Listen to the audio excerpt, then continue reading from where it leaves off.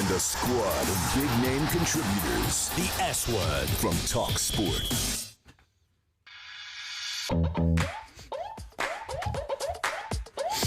Hello and welcome to the S Word, brought to you by talkSPORT and the S World YouTube channel, with myself, Will Gavin, and the great Master Tesfazian.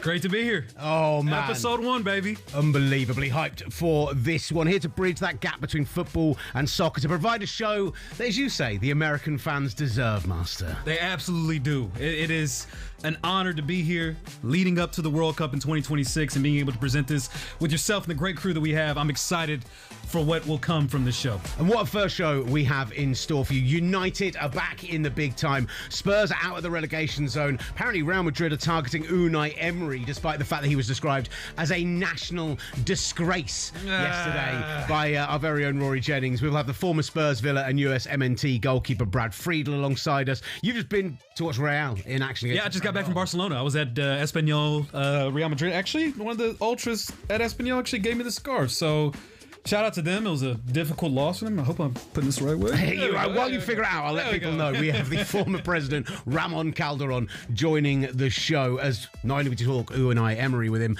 but do Los Blancos have an Mbappe problem? Plus, the managerial question marks on both sides of United Liverpool yesterday in our fan face-off, into finally sealing the Scudetto, and the sensational Mike Ryan Ruiz will join the show as well. I say that 3 times quickly. This is the S Word, because around here, we use the F word and never the S word.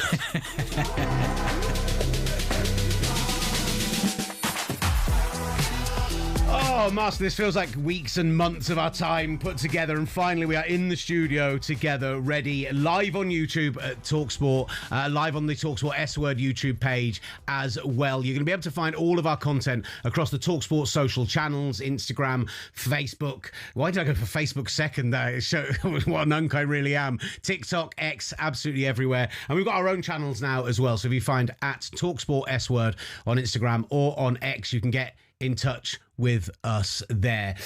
Master, that's some of the nuts and bolts out of the way. But look, for people who may be not familiar with myself or yourself, like, I come to this as someone who's worked at talkSPORT for 15 years, as someone who has kind of made a little bit of a name for myself in America with my NFL commentaries. Just a little. Yeah, very much just a little. But you go viral every week in the fall. Just 21 million views last season. Don't worry about it. Look, that's not off the top of my head or anything. No, not at all. But look, I've been here at talkSPORT for years. I am part of the furniture extent, Big Ginge, as I'm known by the breakfast team and by Alan Brazil. But for people who aren't familiar with yourselves, whether that's over across the side of the pond or here, what made you buy into talkSPORT as a British entity, making this show specifically for US football fans? I think talkSPORT has the pulse on the conversation, not just here in the UK, but globally. And I think that a lot of people really enjoy the clips, the comments, the banter. Everything feels really authentic and really genuine. And for me, it's more of a reflection of what I experience when I'm in America and I'm in the pubs, I'm in the bars. I'm experiencing the conversations when I'm going to Yucca Tap Room in Tempe, Arizona, watching the North London Derby at 6 a.m. with 250 Arsenal supporters from the Valley chanting and screaming for 90 minutes. When I'm at the Londoner in Dallas and I'm, Chelsea and Arsenal's going on and the bar split half and half between Arsenal and Chelsea fans throwing beers around and chanting at each other. When I'm getting up at 4:30 in the morning when I'm in Los Angeles and people are actually gathering to watch these matches. You can go on and on. The bar in Miami, Brew House Cafe in Atlanta, an amazing experience there. Fleet Street Pub on Broadway in Nashville. It goes on and on and on. This experience, for me, it makes the fan in America, it's the most underappreciated fan in the world. We get knocked on it all the time, being called soccer, football, whatever the case may be, even though the British are what started soccer, by the way. It wasn't the Americans. The British are the ones that started. So if you want to blame us, you can blame them. All right. But we took this concept of soccer, and yes, it has taken time to grow and evolve, and it's not as well developed infrastructurally as it is in the rest of the world. However, if you really get to experience this, you will see we appreciate the sport, I feel like, more than any other country in the world. Why? I go watch matches all over the world. If I come here to the UK, all they care about is their domestic leagues and Champions Leagues. Same in Italy, same in Spain. In America, I can go to one of these pubs I just mentioned right now and I will find a Real Betis fan. I will find a Manchester City fan. I will find a Leeds fan. I will find a Boca Juniors fan. I will find fans from all over the world with this blend of diversity and different perspectives. And it is the most beautiful experience that I promise you cannot find anywhere else in the world. So we hope to deliver that to you 2 hours a day, Monday through Friday. And look, listen, as part of that whole conversation, from our perspective, there are 60 million active football fans in the US. You know, we just saw the fastest growing sport, the third biggest sport in America. Man City Arsenal got the highest viewership ever for a soccer game in the US recently. So this is a show designed for the fans out there. The World Cup obviously being a huge part of this, and we'll be looking forward to that. Our guests will, of course, be some of the great talkSPORT names. This week we'll have Darren Bent joining us, Simon Jordan joining us. We've already got Ramon Calderon and Brad Friedel coming up today. But our guests will also be the greats that are covering the sport out in the US, people who maybe as a US sports fan you know and love. And we're going to kick things off in absolute style with if you don't watch this man on the Dan LeBatard show, I don't know what you are doing with your time. Living under a rock. Please welcome our first ever guest on the S Word, the great Mike Ryan Ruiz. Mike, how are you doing, brother? I'm doing better now. That speech from Master charged me up. I was damn near standing on the table. That was incredible. I was like Bill Pullman in Independence Day. Yeah. I'm done apologizing for our fandom. We got really passionate fans over here that work really hard to follow this sport and pay thousands of dollars worth of streaming just so they can talk about the Leverkusen match. Hell yeah, Master. Mike is a big reason behind that, by the way. He has created an incredible infrastructure, a beautiful community that I've been involved in since the 2022 World Cup. And it has opened up my perspective in many ways. And I'm so grateful for Mike and all the sacrifices he's made to help grow this sport in the country. So to have you on as our first guest, it's so fitting. And it's an honor. I mentioned about you appearing on the Dan LeBatard show and the great work you do there, both as a producer but also involved on air. And that's where I first caught sight of you, is bringing soccer to kind of the mainstream, as it were, sports fans out in the US. Because let's be honest, like the coverage out there, you've got the NFL, the NFL, the NFL, and then NBA, MLB. Like that's where the focus is. How much are you finding in the build up to this World Cup that, you know, we're just over a month away now, that he's starting to creep in, that people are starting to get hyped and ready for this? Yeah, I think the United States is going to be late to the party. Unfortunately, it does happen during the time in the sports calendar once the NBA Finals wrap up, where it basically has that part of the calendar alone to itself. Here in the United States, baseball is not going to be bumping it out of the news stream. But in the ramp up for it, I'm a little disappointed. Maybe it was a bit utopian, but I was hoping for some of the big talents in the United States, the Stephen A. Smiths of the world, to educate themselves a little bit. But I don't think that's what we're going to have over here in the United States. And it's part of this whole encompassing thing when it comes to this World Cup. For every American, I think I can speak freely here. This isn't what we thought it was going to be when the specter of this was looming decades ago. So how do we make the most of this? Because it's still coming. It's going to be the biggest World Cup of all time. In '94, we saw what came out of that, the creation of MLS. It's still the most profitable World Cup of all time, the 1994 World Cup in the United States. So obviously, money-wise, set aside, because that's its own issue. But what's the next? We're getting into that, by the way. Yeah, that will be a huge talking point. But first, I want to touch on how can we use this opportunity this summer to help grow this sport to another level, and what does that level look like? That's a great question, Master, and I don't think we'll know the answer until we get going here. Domestically, MLS, who does plan to change their calendar, something more in line with what you have over there in Europe, has decided to pause that for this season because there's a lot of momentum with that World Cup, and they'll be able to jump right into the teeth of their season, and I think that'll be an important launch pad for them. But I don't know, to answer your question, and this isn't the World Cup that we've felt conflicted about and wondering, like, is this going to diffuse some of the energy around it? You had Russia, you had Qatar, you had a little bit of this ramping up for South Africa. It's not the first time that people have felt some type of way going into the World Cup. I think the real shock here is that the United States is now in the discussion with those countries, and that's a huge bummer. But I do think that once we get underway, the United States, with its facilities and its ability to get to the party, even if it's late, and really blow things up, I think it'll still feel like a proper World Cup once we get going. We love a party. Oh, yeah. As you saw in F1 Miami over the weekend. We love a good party. I was at F1. I'm probably one of the only people in recorded history to go from Talladega 1 week to Formula One right at the finish line in the Paddock Club. Oh, you're so cultured, Mike. Like, very cultured. Very Get sports. you a man that can do both. I was a little disappointed. I was a little disappointed at the Paddock Club. There weren't people chugging out of prosthetic limbs. Or WWE style, using them as weapons as they hand it to them from the crowd. You know, any of the above would work for me. Look, on this show, we're not just going to cover the topics of the World Cup of football in North America, but we did have breaking news from our very own Ben Jacobs overnight about the future of Manchester United midfielder Casemiro. The two leading contenders now, apparently, to sign him from MLS are Inter Miami, LA Galaxy. You cover, Mike, Inter Miami very, very closely. The 34-year-old Brazilian leaning towards a move to Major League Soccer, despite firm interest from Saudi Arabia and from Turkey as well. Yeah, obviously, with Inter Miami, there's always the Messi conversation, right? How big is it for a team that recently has had its struggles to be right at the top of that list for a player like Casemiro? Well, I think they need a player like Casemiro, and I don't know how much good football he has. MLS is a bit of a different spin on the sport. A guy like Busquets had plenty to offer when he came to MLS, and Inter Miami really could use a defensive-minded midfielder. If you look at the gap between their midfield and the backline, it's pretty disastrous right now. Now, they are a team in transition. They have an interim manager in place. They moved into their new stadium about a month ago. They still not have one at their new stadium.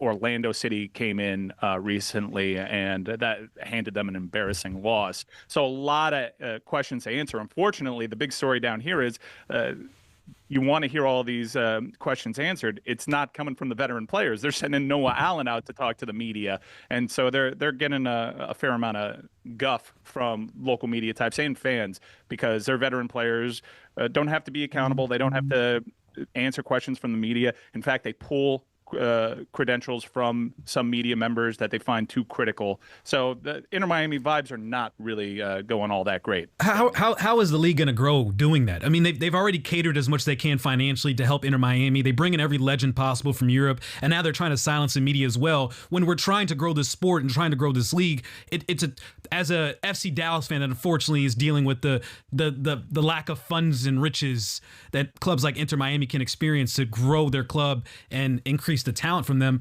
it's a huge turnoff. Yeah, it is, but I don't think putting Messi in front of a microphone after a disappointing loss is going to help grow the game. And part of their pitch to Messi, and when they re-signed him, was probably like, you never have to do that again if you never want to, you know? So I don't know how much that grows the game. I mean, Messi is limited and has never seemed super pumped to grow the game. He grows the game by his play. And I think we all have to accept that, and we all have to acknowledge that it's kind of worked out. So I don't know how Inter Miami turns this thing around from a PR perspective. I don't think they're going to change the way that they operate. I think they're still going to blacklist some media members they deem too critical. The best way for Inter Miami to turn the narrative around their club around is to make an impact signing or two, bring in a manager. There's some interesting names out there. I think Gallardo is probably the most interesting, and win. And if they do that, then people will kind of just ignore what's going on right now. Fact is, like, they are kind of ignoring what's going on right now. MLS and Messi, even though they just moved into a new stadium, they are not dominating the conversation here locally. I'm a little bit surprised at how little conversation and how little staying power this thing has had down here. And if you go in the secondary market, tickets are available. I can't believe that, because it was a hard ticket to get before Messi and when they were playing 15 minutes outside of Boca. The other part too, Will, as you walk around, there's so much Inter Miami merchandise that you see in the UK, globally. They've done a great job of growing the brand, which, again, as an American soccer fan, I can greatly appreciate knowing and understanding you need clubs like Inter Miami to help grow the league and grow the game domestically. But it just feels like there's still a disconnect. It feels very much manufactured. It doesn't feel like it has the authentic roots that you may see from other clubs in the United States, but also that you're accustomed to in the sport. Yeah, that pink shirt might fall in line with the Von Dutch hat and the Ed Hardy shirt. You know, you can kind of tell what you're looking at when someone approaches you wearing that shirt, I think. 100%. I don't know what aspersions you're casting, Mike, but we do not sign off on them here on the S Word. Look, because you are a man that specialises in clubs in turmoil, apparently. Chelsea in action a little bit later today. Of course, we'll be right across the TalkSport network, but you get off the slide with the FA Cup semi-final win. Still a real good chance at a trophy there, but how are you feeling right now ahead of this game this afternoon? The state of Chelsea as they are right now, managerless and a little aimless going into next season, let's be honest. Not the first time, won't be the last. Chaos and trophies. Right now, we're at that part of the. I told you this. We're headed into the part of the Chelsea campaign where they cycle through a couple managers and then they land on a generational type that'll win all the trophies and then they'll get bored and fire him inside of 4 months in the next campaign. That's just what Chelsea does. There are some interesting names. I'm a big Xabi Alonso fan. And Donny, I think, is a name to keep an eye on, be it Chelsea or be it Palace. I think he'd be a good fit. And we'll see if he can be that guy that can come in and stabilize the squad. It's just what Chelsea does. This is the life cycle. It's frustrating. I wish they would be a little bit more consistent, but over the course of 20 years, there are these crazy peaks and crazy valleys, and I think I have a pretty good perspective on that, and right now, we are certainly in a valley. Do you hope the consistency of Arsenal? Is that what you're hoping for right now? Now, which era of Arsenal's consistency are we talking about? Are we talking about fourth place Wenger, or are we talking about the consistency of always competing? And, you know what I'm saying, this year will be the double. Don't worry. The double is on. Actually, the treble is on, we should say, because it's not only the Champions League they're going to win, not only the Premier League, but if Tottenham get relegated as well, we might as well call that a trouble, right? Chelsea win big. They love big. They're deeply passionate. They take these crazy swings, and I wouldn't trade the experience for anybody in the world because, you know, for the next 3.5 years, you still have to call Chelsea world champions, man. Oh, God. You guys did not even care about that tournament. What? Everyone talks about what a failure this Chelsea season has been. They're world champions. It's absent from the conversation. None of my Chelsea fans that I know, whether here in the United States, overseas, none of y'all cared about the Club World Cup until you made it to the quarterfinals and the semifinals. Then you rode the whole wave at that point. And then why should I care about a trophy that really didn't exist until this summer? I mean, it did exist. Yeah, but we can't talk about that. It did exist before this. It didn't really exist. Not in that form. We can't talk about that. It was a proper World Cup. Chelsea won it. What are we doing? They won the biggest trophy. Hey, look, I, as a Reading fan, will forever celebrate winning the Simod Cup in 1989, a trophy that only existed for 3 whole years. So we're good. I get it, Mike. I get it massively. Look, Mike, where can people find more of the great stuff that you do, sir? YouTube.com/@LeBatard Show if you want to follow the Dan LeBatard Show globally. And of course, our podcast is still a monster. The Dan LeBatard Show with 2 Gods. Find it wherever you get your podcast. Beautiful. Thank you so much. The brilliant Mike Ryan. Appreciate it, Mike. Joining us on the S Word. Sensational stuff. Throwing up the U's as well for us at the end as well. Don't forget, we are live on the TalkSport YouTube page and on the TalkSport S Word page. So if you're there, if you're watching right now, get in the chat. Mike's done just that. Says shout out to Mike Ruiz. And June Lee has got in touch as well, just with an LFG master. So love to see. Shout out, June. Friends are very welcome here as well as regular listeners, followers as well. We've got a massive show coming up for you. So don't forget, get in touch across all the social medias. We are on Instagram. We are on Twitter. We are at TalkSport S Word on all those locations. You can find our personal ones. They're on the screen if you're watching us on YouTube right now as well. Coming up, we're going to break down the weekend's action here domestically in the UK because a massive weekend. Manchester United, Liverpool. We had Tottenham getting out of the relegation zone. Villa, apparently a national disgrace. All coming up. Plus, Ramon Calderon, the former Real Madrid president, joins the show. And the former Villa and Spurs goalkeeper, Brad Friedel. What a lineup for show 1 of the big show here from TalkSport. Big name reaction from both sides of the pond. The S Word from talkSPORT.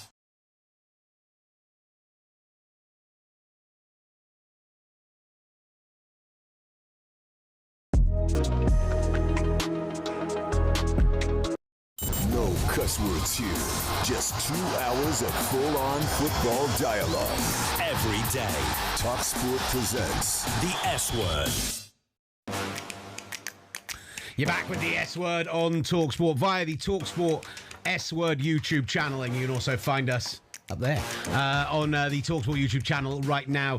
We've got our own Instagram at TalkSport S-Word. We've got our own X at TalkSport S-Word as well. So find us there, drop us a DM, leave us a message, get in touch with the show, let us know what you are thinking, what you are making of the content that we are getting into today. And it has been a massive weekend coming out of the Premier League. Master, I'm Will Gavin, Master Tesfatsian alongside me. Listen, huge weekend of Premier League action. Not done quite yet. Lots coming still for you today across the TalkSport network, but with big things happening at both ends of the table. Here's how it sounded on TalkSport. Leeds have got a third goal! It's Calvert-Lewin who reels away in celebration. Leeds are going to be safe in the Premier League. And it looks like game over. Brentford 3, West Ham 0, Mikel Damsgaard. At the end of the season, this could be a damaging defeat for West Ham. It's Newcastle 3, Brighton 1, and game over. Harvey Barnes. But this is a really bad result for Brighton, who've got a big chance of Champions League football next season. Arsenal running riot against Fulham here. 6 points clear at the top of the Premier League table as things stand. Arsenal 3, Fulham 0. Manchester United 3, Liverpool 2, and it came from Kobbie Mainoo. That's how you celebrate a new contract, 5-year deal for Kobbie Mainoo. Bournemouth 3, Crystal Palace 0. They're going to be going up to 6th in the table. Ryan is the goal scorer. Alisson is there. He's headed the ball in. Roberto De Zerbi runs onto the pitch in celebration. Roberto De Zerbi said, "We aren't relegated yet." And he was right. Tottenham get a lifeline away at Aston Villa at Villa Park. Aston Villa 1, Tottenham 2.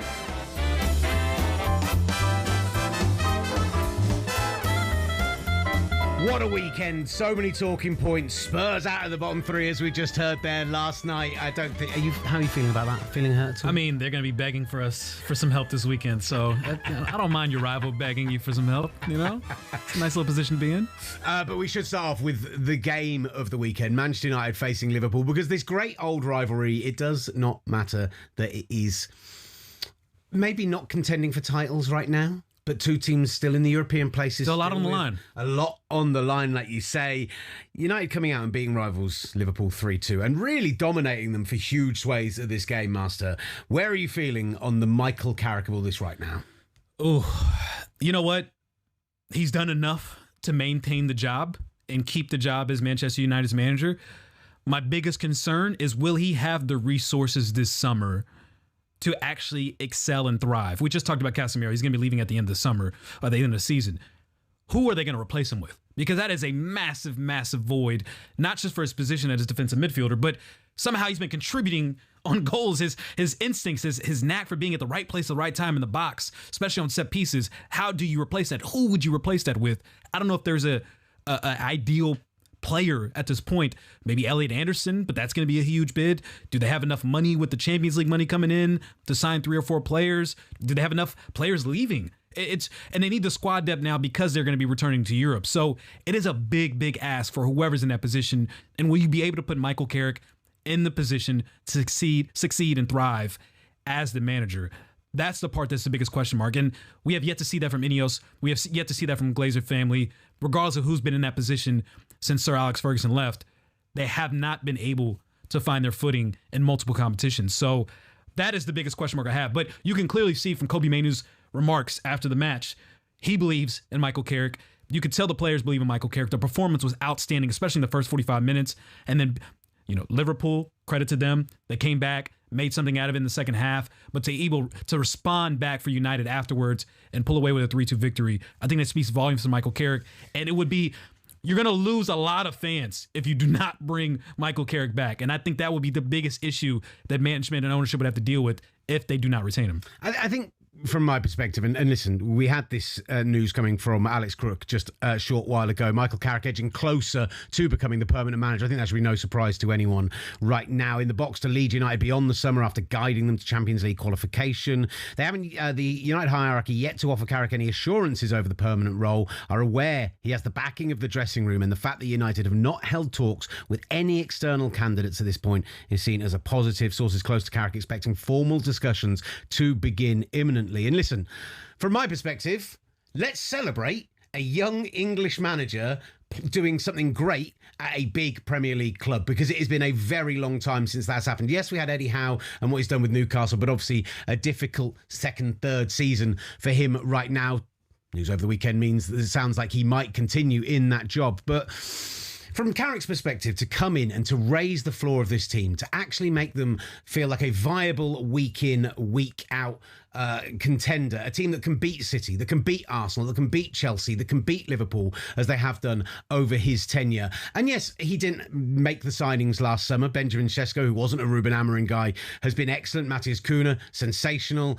Brian Mbeumo was excellent again last night. Actually, Sene Lamens, let's just give a word for him. Brilliant when he stepped into that number one role as he's had to.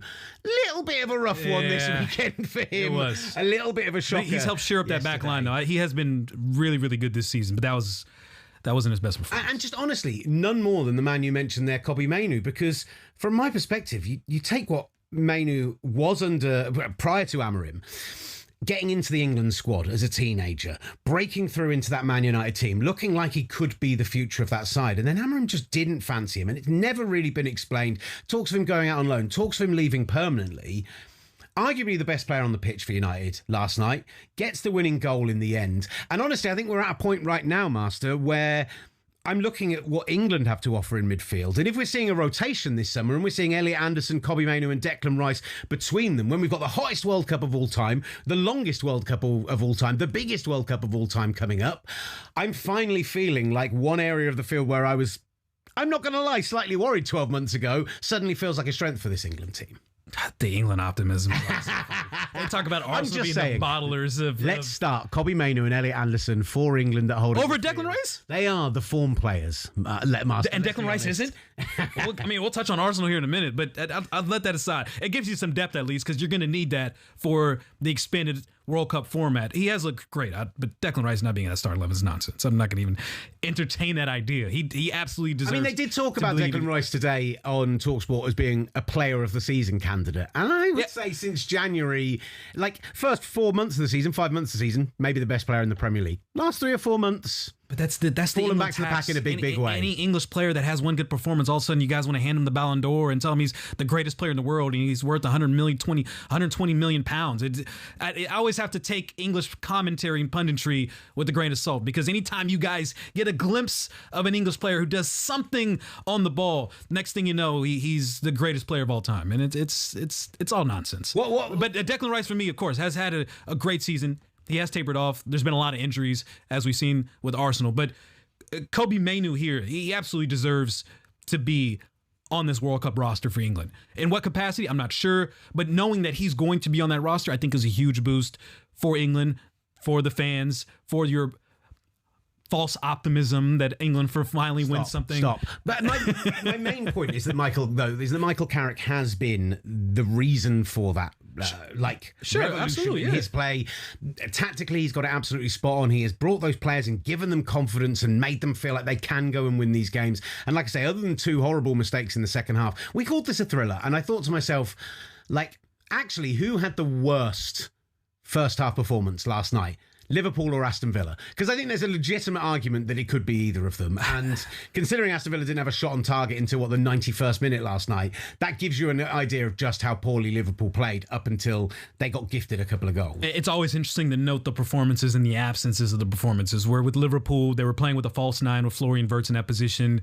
Isak, unfortunately, hurt again, the groin injury. Just been a terrible year for him, unfortunately, as a big fan as I am, as an Eritrean, wanting him to do well at Liverpool. That just has not been the case this season. And so they had to change tactically what they were doing.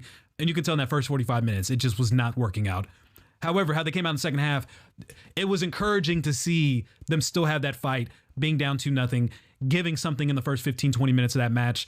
And because at that point at halftime, I think the conversation was, what do you do with Slot? It felt like it felt like the players gave up on him in that first half. It was that bad of a performance, where as much as I have tried to defend Slot this season, he won a Premier League last year, the unfortunate passing of Diego Jota, all the changes that came into the team, Mohamed Salah's decline, as we saw this season, there were a lot of variables there that unfortunately has not worked out for Liverpool. But I was at halftime even convincing myself that Slot has to go. This thing is not going to work out. So to see them respond in that kind of way was a bit encouraging, but that first half performance was absolutely pathetic. And unfortunately, if Isak is still out, obviously Ekitike is out as well, there's probably a chance we see another half like that from Liverpool again this season. The threat was absolutely non-existent. United pulled them apart. Their movement was sensational in the first half, and that was maybe more of the worry for me, was that a midfield that they had to, again, because of injuries, revert to. But the reason, I think there's been a lot of revisionist stuff on Arne Slot, right? It's all this, oh yeah, he won the Premier League with Jurgen Klopp's team. You mean a team that Jurgen Klopp didn't win the Premier League with the previous season? And he converted and moved players around, and Gravenberch suddenly became a really viable midfielder for them and had a great season that season. I think my concern was that they actually brought in some of those guys who had performed well for Slot in the past, and they really didn't step up to the level that they needed to. And who's to blame for that? They spent all of this money. These are the guys that, whether Slot wanted, I guess, most of them. Isak was probably a cherry on top.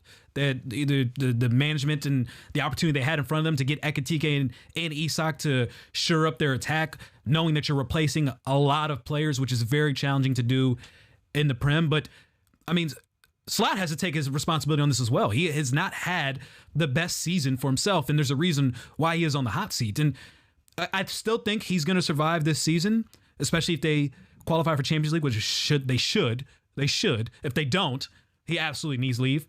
But he will not have a long leash at the start of next season.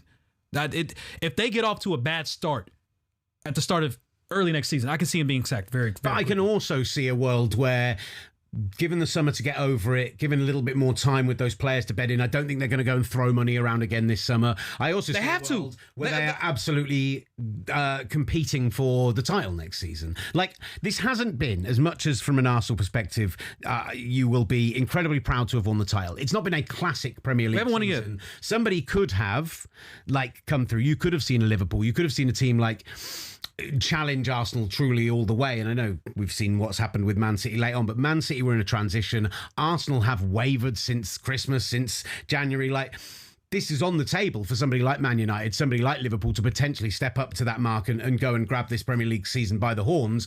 I think that's going to be the same next year. I think there's still going to be plenty of opportunity. And I think Liverpool, with the smart investment, my point is they're not going to spend £400 million again. They may not, but they have to spend money because his back line is not good enough. And we knew that in the summer transfer window that they need another center back. They went for Mark Gahey. It got blocked from Herzler and Brighton. They're going to have to spend money on center backs. Virgil van Dijk is aging. Konate, even though he'll probably return, They need rotation to make sure that they can compete in all the competitions they're going to be in. So they're going to have to spend over 150 million quid, probably 200 million quid, maybe.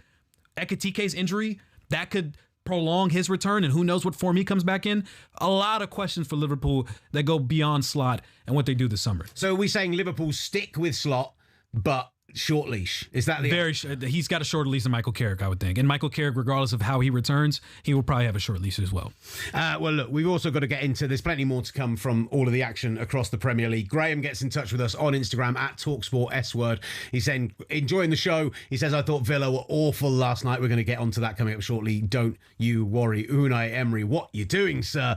But let's just mention the Arsenal performance on Saturday while we are just referencing Arsenal a little bit. Someone was over here talking about how bad they've been since January. I don't know if you watched the match on Saturday because, they look tremendous. Fulham, the definition of a team on the beach, but they're still competing for Europe. They're still technically in the conversation for Europe. I feel like after last week, we've seen the emergence of Bournemouth, the emergence of Brentford pushing for those. I think Brighton fallen off that at this point. For me, that looked like a team who turned up and were maybe not up for the fight against, admittedly, an Arsenal side who probably had their best performance in recent weeks. I would say, yeah. And it got to the point where you're hearing... Probably since the Spurs win, to be honest, and you were playing Spurs at that point. Yeah, somewhere around December, January, when the injuries was starting to mount up and pile up, and everyone thought Arsenal fans were making excuses, but the reality was, it was just an insurmountable amount of injuries, that only Tottenham has had more injuries than Arsenal this year in the Premier League. So, of course, when you're missing Bukayo Saka, when you're missing key players at fullback, Jurrien Timber, when you're missing key components of your starting 11, of course, you're going to suffer. It's not going to be the same team. And I don't think Mikel Arteta got enough credit of being able to steer the ship and getting through some very difficult and challenging situations with players who were playing every 3 or 4 days Champions League, Premier League, Cup competitions, and being in a position right now in the run-in where they could still win the Premier League and they could still win the Champions League. Like, it has been incredible that they have been able to withstand the storm. And we saw from 45 minutes of Bukayo Saka just exactly what Arsenal was missing this entire time. Unbelievable performance from him. We haven't even seen too much this season with the link-up play between him and Gyökeres. There's just kind of been a disconnect. But in that performance, you saw the best of Bukayo Saka, and you also saw, I admit, the best of Victor Gyökeres. I was not a fan of this signing. I didn't think Arsenal should have signed him. I didn't think he would be the best fit. And this year has been a mixed bag of reviews in terms of his performances, but he did exactly what Arsenal needs from a striker. Good hold-up play, link-up play with his wingers, being able to crash the box, giving great opportunities, and his first touch for once, wasn't bad. It wasn't like a brick foot or a lead foot that was bouncing off the ball. He was able to control, possess the ball, and that beautiful assist that he had for Saka on his second goal. That was tremendous performance from Victor Gyökeres. We need to see that for the rest of the season. Yeah. This is my question, because the same issues that have existed for Arsenal for a very long time still exist for Arsenal. What are you doing off the left and what are you doing through the middle? Are you concerned that Victor Gyökeres is now doing enough that they're not going to invest in the position? Or actually, are you excited that maybe he's doing enough and he's going to be the answer? We can worry about that in the summer. Right now, this is exactly what lock in, Victor Gyökeres. Bring your lunch, bring your dinner. Bring all of that, all right? The fire. I want to see the fire. You know, all the LinkedIn propaganda that Arteta spreads. I'm one of those fans. I will buy into all of that. I need the best from Victor Gyökeres. I need the best. Trossard looked amazing Saturday. Miles Lewis-Skelly, by the way, moving into midfield. Like, we know the 19-year-old has played midfield for the Arsenal youth team. We know that, he is a guy who is a moving piece, but 19 years old, playing him in a big game when essentially the title is on the line. You need to win every game at this point. Felt like a massive risk, and it felt like a risk that Mikel Arteta absolutely nailed. I thought he was sensational the weekend. Unbelievable energy levels, never gave the ball away, very secure. He set the tone for this team. In the first 15 minutes. MLS set the tone for this team in the first 15 minutes. And it was tremendous to see him in his natural position, playing in the midfield instead of fullback. I've always been concerned when MLS comes on the pitch because he's aggressive, and I love his aggressiveness.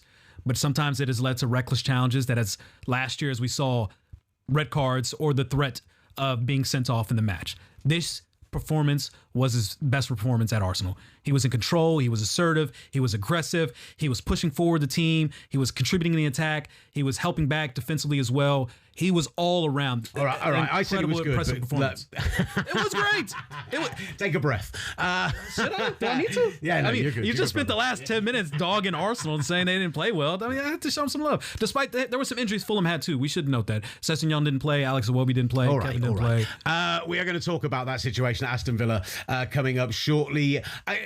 Labelled as a national disgrace on talkSPORT, Unai Emery's decision to make 7 changes for the game against Tottenham last night. And are we giving Spurs enough flowers for a sensational here he goes. There we go. In the bottom 3 of the Premier League, beaten, broken, just a team in dismay, and they turn up and they put on a brilliant road performance. So we're going to get into that as well. Coming up for the S. You want enough time to talk flowerly about From the touchline to the terraces, talkSPORT presents the S Word.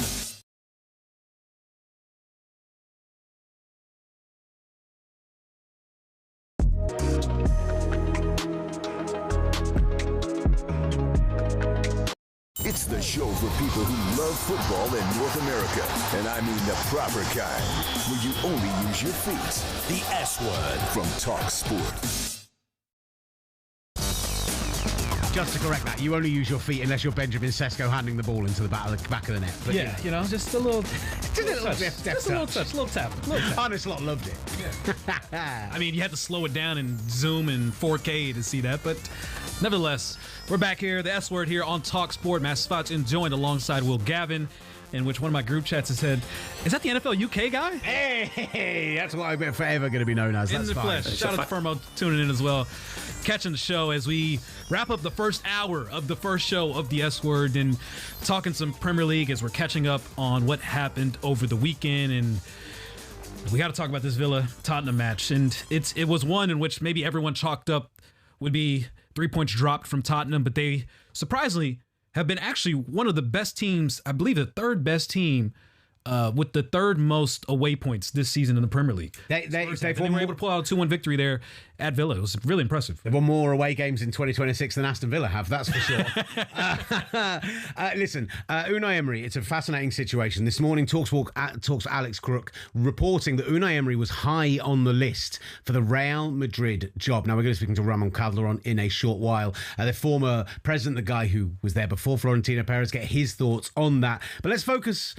we're going to focus on last night, but first of all, I want to hear from Ali McCoist, Sir Ali McCoist, on breakfast this morning, talking about those rumours linking Unai Emery to that Los Blancos job. I'll be honest with you, don't want him to go. Love him, like everything about him.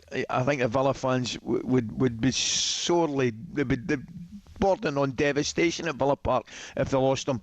But you know something, there's the naughty part of me would love to see him handle Mbappe and Vinicius Jr. and those boys. Do you know what I mean? I think that would be really, really interesting. And there's no surprise because he is top class. Listen, he was disappointed with the level of performance his team put in yesterday. But why would he not come into their thinking to be their next manager? Because he certainly has proven it at just about every level. Arsenal aside, he has been absolutely fantastic. But Jeff, I want him to stay. The thoughts of Ali McCoist. Look, it's obvious to everyone what a fantastic job he has done at the club, and this was maybe an outlier performance over the last 18 months or so. First time they hadn't had a shot on target in the 90 minutes. First time they'd only had one touch in the opposition box in the first 60 minutes under him. Like, this wasn't a good performance. Does the blame sit on his shoulder with the changes that they made? No. It doesn't at all. To say that was a baffling performance on talkSPORT, I think is absolutely ridiculous because everyone knows what Villa fans want right now. They want to win a European trophy. And if you do that, you're going to be in Champions League.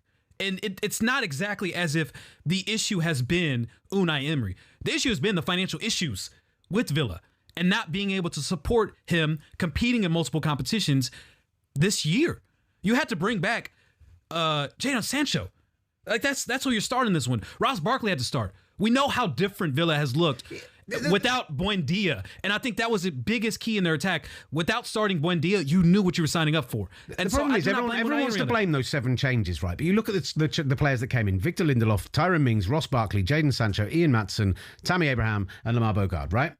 Over 1,000 Premier League appearances between them. None of them have less than 14 Premier League appearances this season. These are players who have won major competitions, who have for some of the biggest teams in the world, Man United, Borussia Dortmund, performed Chelsea, well this year. And Tammy Abraham, maybe aside, he had a good goal last time, but these aren't guys that have been performing. These aren't guys you can rely on week in and week out in these kind of matches. They're just not. But the point being is that Emery's record in managing the Europa League successfully is sacrosanct. 4 wins with 2 different teams, just absolutely unbelievable. He's the king of that second tier, right?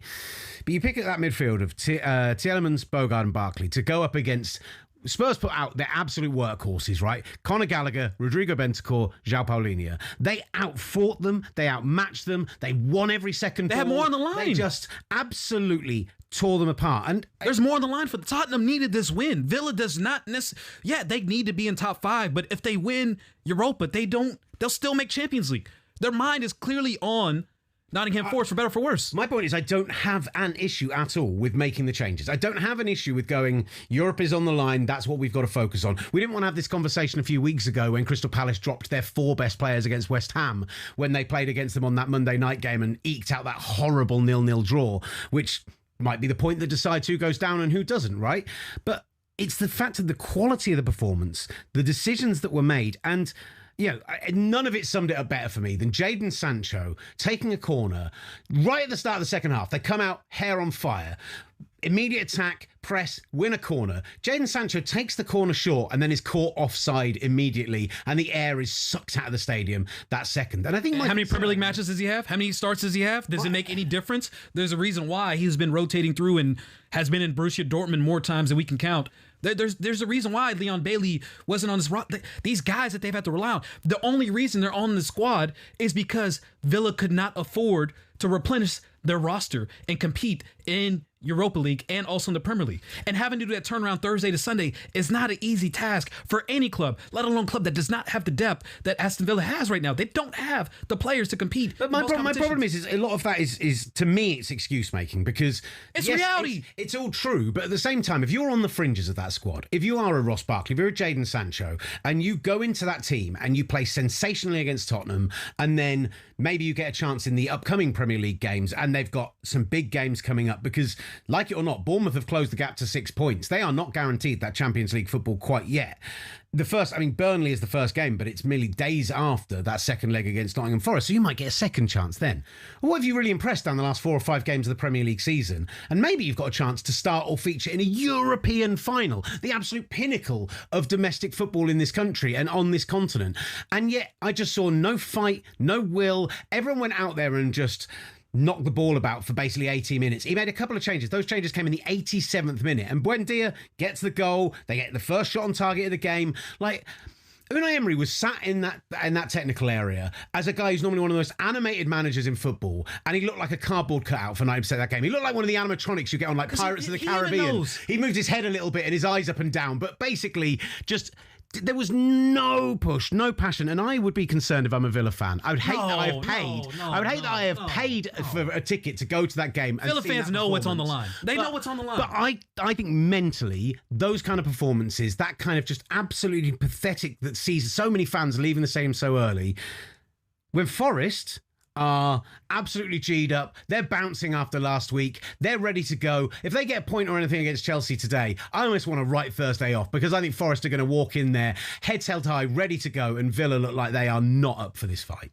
I couldn't disagree more with that. All eyes are on Thursday.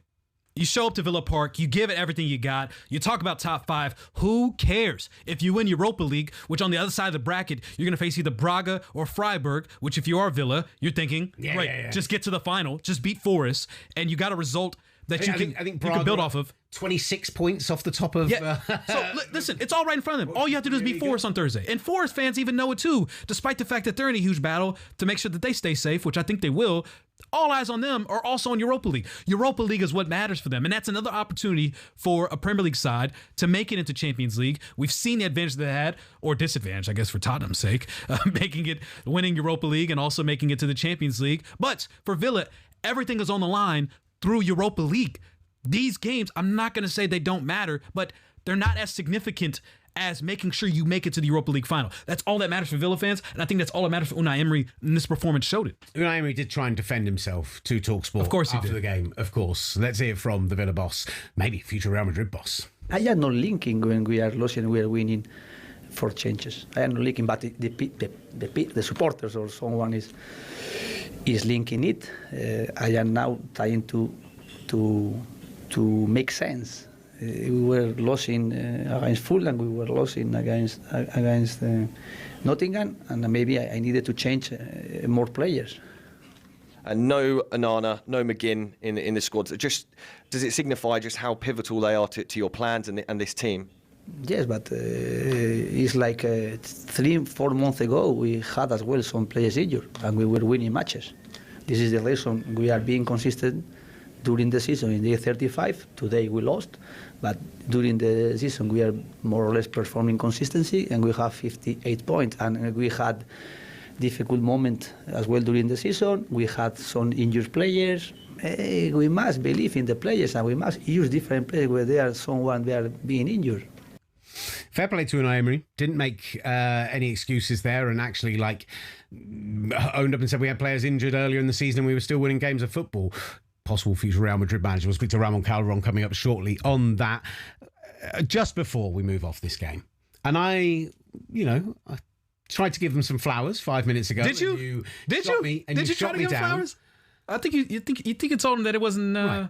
Back-to-back wins for the first time since the opening 2 games of the season. Oh God, wrong. I thought you now more away wins in 2026 than Aston Villa. It was Kolo Muani's best performance for Tottenham, and then when he went over to the fans at the end of the game and he high-fived that whole front row as they dragged themselves out of the bottom three. This is what Spurs fans have been begging for weeks and months, Do we have a violin? not years. Play Land of Hope and Glory. Give me some inspirational music, because Porro, sensational. Paulinho, sensational. Gallagher absolutely worked his tail off. I mean, he's not a champagne footballer by any stretch of the imagination. I'm terrified every time he's on the ball, but what a goal he scored. Losing Xavi Simons, losing James Maddison and Dejan Kulusevski, Mohamed Kudus, Christian Romero, Dominic Sankey, all out of this team. There are 18 clubs, right, in the Premier League right now who have 6 or fewer injuries in their team. Tottenham by far lead the Premier League with 10, and the manager has come in, Roberto De Zerbi, and he has lifted this squad, and they have gone away and they've put on their performance of the season. It might be against a Villa team who feel like they're focused more on Europe than anything else, but you've got to be professional, you've got to do the job. Are you and done? Spurs were sensational last night. I like, as much as people want to take a dump on Villa, Spurs were brilliant last night and deserve some flowers. Up the Villa! I've never seen you roll your eyes more in the space of 90 seconds, but it's all true. Spurs were really I have good no other last choice night. but to do that. You know why they were really good? Because they were facing a performances. team that did not care about this game. Oh, the fans so just like Arsenal against Fulham They on did not Saturday care then. about this game. Just like they Arsenal did not. against Fulham Yeah, on Saturday one then. side is trying to win a title, the other side is trying to stay alive. And for all those Tottenham fans last year in the final match of the season who were rooting for Tottenham to lose, well, guess what? This weekend, who are you rooting for to win? Against West Ham hosting at Arsenal. Who are you rooting for to win? I think Spurs fans would be happy for a point. It's ironic. It is ironic that we find ourselves in this position where Tottenham is begging Arsenal to beat West Ham over the weekend so they can stay alive. You love when your rival is begging you for mercy, and that's exactly what's happening this weekend. The tables have turned, and now you need to rely and depend on Arsenal to help you stay in the Premier League from the biggest embarrassment that we've ever seen in the history of the Premier League. Tottenham, the most profitable, lucrative club in the Premier League. They're not going to need it. Make more money, and you got sushi in the stadium, you got your steak tacos and everything, all the luxury amenities. You get boxing that goes there, you get concerts, Beyonce gets there. Villa. All the money that comes into Tottenham Stadium, and you could potentially be playing in a championship stadium. You need Arsenal. You need Arsenal to stay alive. So please, they're not going to need it. Beg. Tottenham are going for us. Tottenham are going to stay up off their own for us steam. to beat West Ham. Just, please. You know what? Please. Drop beg points for to mercy. West Ham. Drop points to West Ham. Miss out on the title. Please. Lose your Beg sacred us. treble. We need it. Lose your sacred treble, and Spurs will stay up all off their own steam. Just remember who's the club. By the way, and we'll get Rory Jennings on the show when he's next in studio, because we've got to talk to him about this.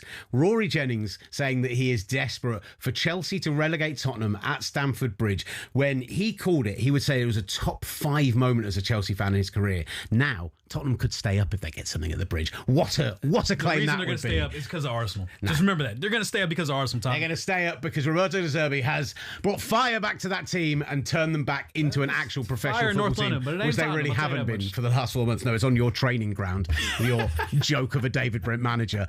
You are listening to the S Word and watching the S Word on YouTube. We're on fire. The S Word YouTube and talkSPORT as well. Get in touch with the show. You can get in the chat, drop us your messages there, or get in touch with us on Instagram or on X using our own handles, or you can go to @talkSPORT S Word on both those channels. We'd love to hear from you and get your thoughts. Particularly Spurs fans, let me know. Did you not get given enough flowers last night? Do you care what the Arsenal West Ham result is next week? Of course they care. Are you all about what you're doing? They always care what Arsenal's doing. Always care about Arsenal. S Word with Will Gavin and Master Tesfacion from talkSPORT.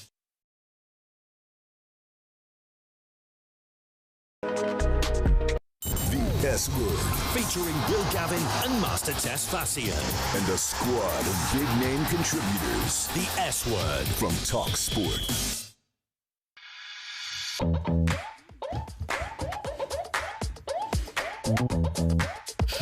Hide that away. Just if you start talking about Arsenal again, I want to make sure I've got that to hand. Just for Arsenal, where's mine? Yeah, well, it's in the other room and I didn't bring it in. It's an absolute disgrace. Hour 2 of the S Word. Already on the show today, we've had Mike Ryan Ruiz join us. We talked about the latest with Casemiro going to Inter Miami. We've done some talk about Man United back in the Champions League. We've covered off Unai Emery's apparently disgraceful performance, Tottenham's excellent performance last night. But let's turn our attention to the action on the continent. Real Madrid beating Espanyol to ensure that Barcelona must wait for the La Liga title next weekend in El Clasico. Big one. Games. You were there last night, Master. I was. Let me see if I get this right this time. Shout out to the Espanyol Ultras, a YouTube series coming soon that I'm working on. That hopefully I'll be the Anthony Bourdain of soccer coming to you in August. So I hung out this weekend with the Espanyol Ultras. Shout out to the Espanyol, the club, fantastic. The fans were wonderful. An incredible experience this past weekend. Unfortunately, the result was not good. They have not won a game at all in 2026. It has been a decline in which I thought they could potentially make it to Europe, but now they're just trying to stay up in La Liga. On the flip side of that, another impressive performance by Real Madrid without Kylian Mbappe. And Vinicius Jr. was in his zone. 2 incredible goals that he scored. The link-up play with Jude Bellingham. This team is so much better without Kylian Mbappe. It is so obvious, so evident. They've won Champions Leagues without him. The last 2 years, they haven't won a single trophy with Kylian Mbappe. And what was Kylian Mbappe, Will Gavin, while this game was going on, as they were continuing to fight for even the slightest of chance of winning La Liga, but still fighting for the badge? You want to know where Mbappe was? Mbappe was on the beach. He was on the beach. He was in Sardinia, Italy, of all places, with Esto Esposito, I think is her name. Apparently the most wanted woman in Spain. Apparently he's more concerned with winning trophy wives than trophies at Real Madrid. So we weren't able to see the Kylian Mbappe fighting for individual accolades and records as we saw against a third-tier Spanish club in a cup competition. The Kylian Mbappe experience at Real Madrid through these past 2 years has been an absolute disaster. And he has been a cancer for this team, as he was for PSG. And I'm just going to say this, Will. Real Madrid need to move on from Kylian Mbappe. This experience is not working out. They won Champions League. They won La Liga without him. The team did everything they could. Jude Bellingham, from Fede Valverde to Vinicius Jr. They tried to make him as comfortable as possible when he first got there because of the weight of his shoulders. He had a crazy goal drought to start the season. They did everything they can to make him feel comfortable. And how has he repaid them? He has made it dysfunctional for the club. All the reports that have been coming out in terms of the players being frustrated, angry, upset with the way Kylian Mbappe has been treating the players, the managers, the whole entire club. We've seen his absence during the most important times of the season, continuing to fight for the badge. He's on the beach. Like it is inexcusable as the most highest paid player of Real Madrid to not give it your all while you still have a chance for La Liga. To be out in Italy, being photos taken of you at paparazzi, not to be at the bare minimum watching your club somewhere privately and keeping this away from the media. We saw Tchouameni 2 years ago, I believe it was. He was at an NBA match in France when he was hurt. So clearly this was approved in some capacity, but he got criticized for that because being publicly out while Real Madrid is playing is a huge no-no for the fans and it's a huge no-no for the club. And I think this experience right now is one that is not going well with the fans. It's not going well with Arbiola, who was very critical and adamant indirectly speaking about Kylian Mbappe and the effort and the fight and what it takes to wear a Real Madrid shirt. And it's not going well with his teammates either because Jude Bellingham and Vinicius Jr. after the match, guess what pictures they were taking and posting on Instagram afterwards? Pictures of themselves talking about us fighting for the badge, making it very apparent indirectly too they're talking about Kylian Mbappe. You know what Kylian Mbappe was doing on social media last night? Go on. Marcus Thuram won Serie A Scudetto with Inter last night. Guess who's in the comments? Kylian Mbappe showing him love. Do you see him in the comments of Vinicius Jr.'s post? No. Do you see him in the comments for Jude Bellingham's post? No. It's a guy who's completely detached and had no other choice but to catch a private jet back to Madrid last night after that performance. And he's back at the training facility right now this morning, according to reports. This is a huge, huge story right now that I don't think is getting enough coverage because we look at Kylian Mbappe's goals, we see all the accolades and all the individual efforts that he's giving here, but Real Madrid is a better team without Kylian Mbappe. The trophies show it. The performances over the last 12 games show it. The 6 games that Kylian Mbappe's played, they lost 5, won 1. The 6 games in which they played without Kylian Mbappe, they've won all 6, including the most impressive performance they had, beating Manchester City and knocking them out of Champions League. I know this is a controversial take, but it is a cold reality that everyone has to accept.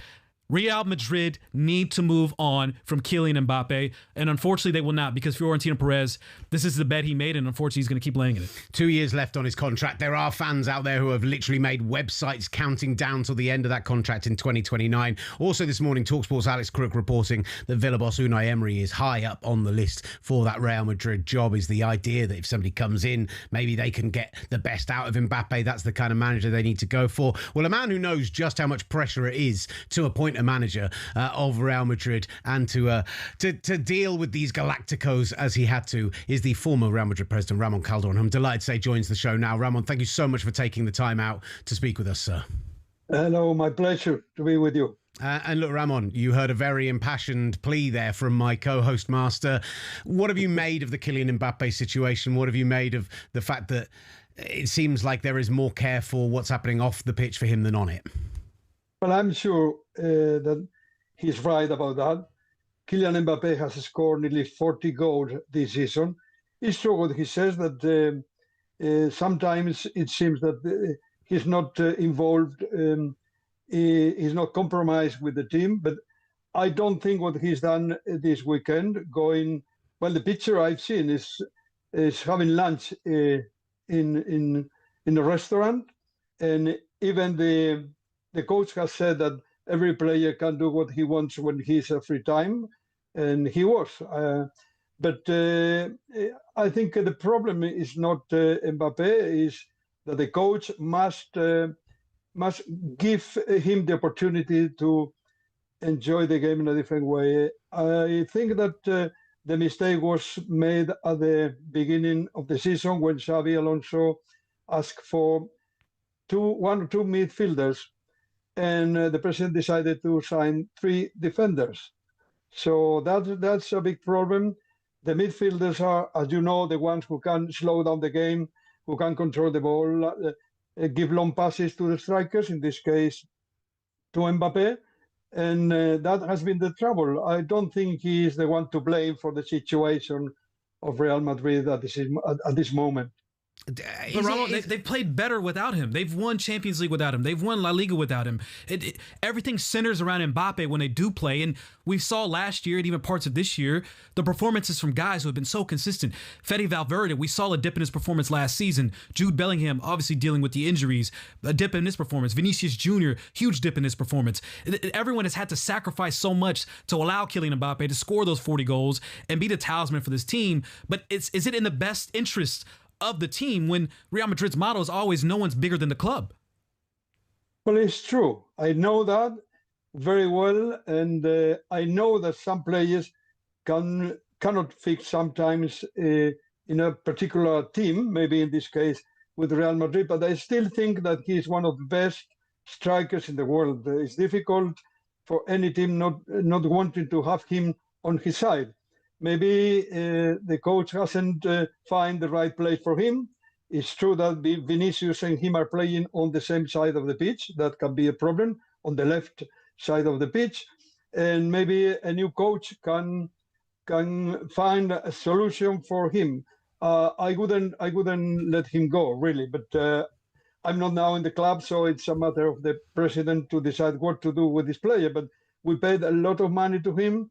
I think he has already 4 years left of his contract. Not easy to get rid of him. Is it, Ramon, a Real Madrid situation, though? Is it something where this has been the situation at the club from your time there? You think about the days of Raul and Ronaldo and Zidane and the OG Galacticos, as we think of them maybe in our generation. Actually, Real Madrid do give players like that a little bit more leeway to be themselves because they want those mercurial talents, because they want to be the team who have brought all those brilliant players from around the world together. Do you think actually there is an issue of maybe they see there's a bit more rope at Real Madrid than there would be somewhere else, that they can be themselves more, and sometimes that's not necessarily helping the team? We have a lot of talent nowadays, very good players, all of them. And I think it's been a matter of the decision of the club about the coaches. First of all, I think sacking Xabi Alonso wasn't the right decision. He was only 5 months in charge, and I think the president was wrong when he backed a player instead of the coach. And well, you remember when Vinicius left the pitch one match after beating Barcelona, he was yielding, shouting. He didn't want to shake hands with the coach. And after that, the club backed the player, not the coach. I think he sent a bad message to the dressing room. And after that, the coach who was appointed had no experience at all. As you said, he came from training young teams of our club and one team we have in the third division. So I think the point is not taking the right decisions in the way the team has been coached up to now, is my opinion. And also the president, who has been very successful in the last 10 years, he likes to act in a personal way. He didn't accept the advice of football professionals. He hasn't got any football director. And maybe in this case, when things are not going well, it's difficult. You look to one part of another and you don't see anyone. So I hope that he can finally make his mind and find someone who can rebuild this team and fix the situation that is not easy at this time. This is a club where to win is an obligation, and that's a problem for anyone. Any coach who comes here must know that it's difficult to be on that bench. And to go 2 seasons without winning, it's unacceptable at Real Madrid. And so who is that replacement for Xabi Alonso and Arriola? Is it Jose Mourinho, who we just saw from the Benfica match? There was a huge controversy there when Vinicius claimed of racial remarks that were said, and Mourinho backing, of course, his own player. But obviously there is a history there, and some people want him. Is it Jurgen Klopp? Are any of those rumors true? Now we're throwing Unai Emery in the mix. Which one of these 3 guys, or is there another 4th manager potentially that would be a good fit to try and bring the best out of the roster? It's very difficult to be on that bench, as I said. In the last 65 years, only 2 coaches have been more than 3 consecutive years on that bench, Ancelotti and Del Bosque. That gives you an idea how difficult it is to be there. I've been hearing about Mourinho. I don't have anything against him, but I know what happened when he was here. 3 years, only 1 La Liga title, no Champions League finals, and many problems in the press conferences. He had a lot of trouble with players and so on. It wasn't a good time for Real Madrid when he was here. And what else? Well, who can come is very difficult. I suppose that many coaches will be thinking now, will be really interested to come here, of course. It's a privilege. It's very important to be coaching this club. Maybe, in my opinion, the best club of the world, at least according to the titles we've got. But it's difficult to be on that bench. And sometimes you may think that you are subject to the whims of the president in some moment, and the job is not going to be valued in the right way. That is the problem for any coach who is coming here. And also, as I say, it's very important to have a football director, anyone who can advise the president. We, the presidents, are not professionals. I was a lawyer, he is an engineer. So it's important to have someone close to you who knows how to behave properly. I had Peja Mijatovic. I was very lucky to have him with me, close to me, and advising anytime. So in my opinion, what the president must have is accepting to be advised by some professional who can join him and help to rebuild the team in the right way. Let me ask specifically, Ramon, on Unai Emery, because he could win a 5th European title this year, obviously all the Europa League rather than the Champions League. Does his record when he's been in charge of clubs like Arsenal and PSG, when he's had that chance at a Champions League level team, concern you at all? It's a very good coach, but as I say, there are many, and not all of them are going to be fit for coaching Real Madrid. It's a very difficult team. When you come here, you feel that at any moment. I've noticed that with many top players who have come here and noticed the pressure they have in a club where to win is not a success. it's an obligation of anyone, for the players, for the coach, and for the president. So that is, in my opinion, the problem for any coach. He must be able to accept the pressure he's going to have here. I don't know if Unai is proven to be a very good coach, so why not? I don't know. I don't have a personal knowledge about what the president is thinking about now. But I think there's that thing of like it's a necessity to win is a huge part of that. I guess the question is, how much of a pressure is there from the fan base side of it? Because you talk about the president, you talk about the club, you talk about the need to win. Are the fan base going to be on side with bringing in someone who has always been brilliant at the second tier but hasn't shown themselves to do it at the very top tier? It's difficult to say. The fans, what really want is the team to win, to play well, to score goals. It's not easy to play well. You need to be winning titles. Is what anyone is going to demand to any coach coming here. And this is a very demanding club, very demanding fans. They are always expecting the players to play well, as I said, and win titles. No one can assure that. No one can give that security that the titles are going to be got. So, well, let's see. It's a difficult time, really. 2 consecutive years without getting any title is very difficult for this club to accept. The members don't accept that, and we need as soon as possible to change the path we are following now. Ramon, really appreciate your time. Thank you, sir. Thank you, Excellent Ramon stuff. Prezi. As always. My pleasure. Bye-bye. One of the most successful men in world football for a long period of time, but he didn't agree with you on the Kylian Mbappe situation, and I am concerned that's a bit of old school Real Madrid thinking. I am concerned that we have seen it at Real Madrid in the past where they have had, with the Galactico situation, where there have been 2 or 3 players competing for the same position that have butted heads. But yeah, I'm slightly concerned about that. And I would say if I was a Real Madrid fan, as much as I am an Unai Emery fan, and I spent a while on Friday winding up our very own Angelina Kelly about that he could be a good shout for Man United if they don't win this weekend. But some people have to be the hero of their story. Some people have to win the Europa League and be an absolute hero in the city that they did it in and be that, I joked, king of the second tier earlier. He wasn't Cristiano Ronaldo. Not everyone, so obvious. Not everyone is set up to go and manage a team like Real Madrid and have success. It's amazing that Zinedine Zidane won 3 Champions League in 3 years, and yet the squad was maybe left weaker after he left. I worry that Unai Emery is not the right person from a mentality perspective to take that job. And he was at PSG. I mean, he's familiar with Kylian Mbappe. So you're dealing with someone that is trying to live out their dream of playing for Real Madrid and following in the footsteps of Cristiano Ronaldo.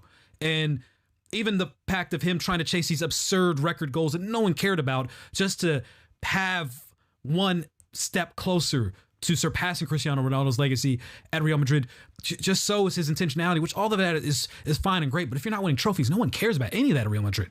All everyone cares about is how many Champions Leagues did you win? How many La Ligas did you win? How many times did you beat Barcelona?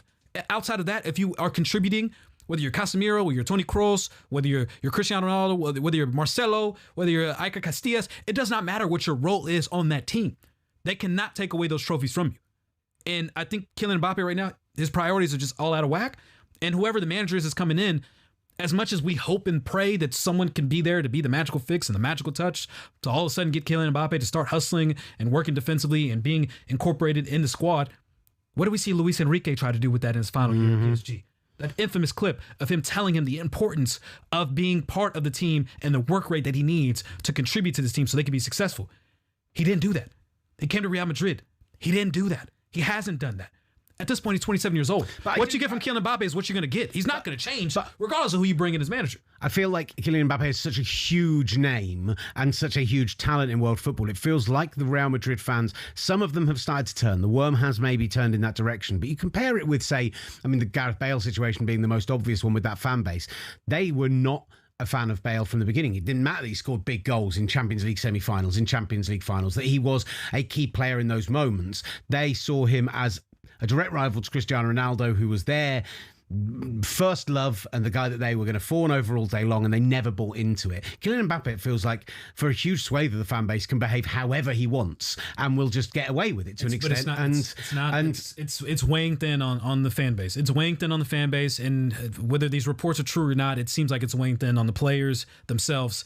And it was very strong. Arbeloa said last night that the Real Madrid players got just in tuxedos in their free time, but they don't win with those players. They win players who end up with their shirts covered in mud, sweat, and effort. And you cannot say that about Kylian Mbappe right now. Look, about Vinicius Jr. 16 goals that he scored in 2026 across all competitions among players in Europe's top 5 leagues. Only Harry Kane has scored more in 2026. Harry Kane scored 24 goals. So all the narrative and talk about Vinicius Jr. in 2026, he has been one of the top strikers in the world. And a lot of that, whether you like to admit it or not, has been in Kylian Mbappe's absence. Right, let's get to Brad Friedel up next on the show. Tottenham, Villa, Blackburn and USMNT legend joining us up next. So much to get into on the S Word. Bringing all the biggest football debates. Stateside, The S Word from talkSPORT.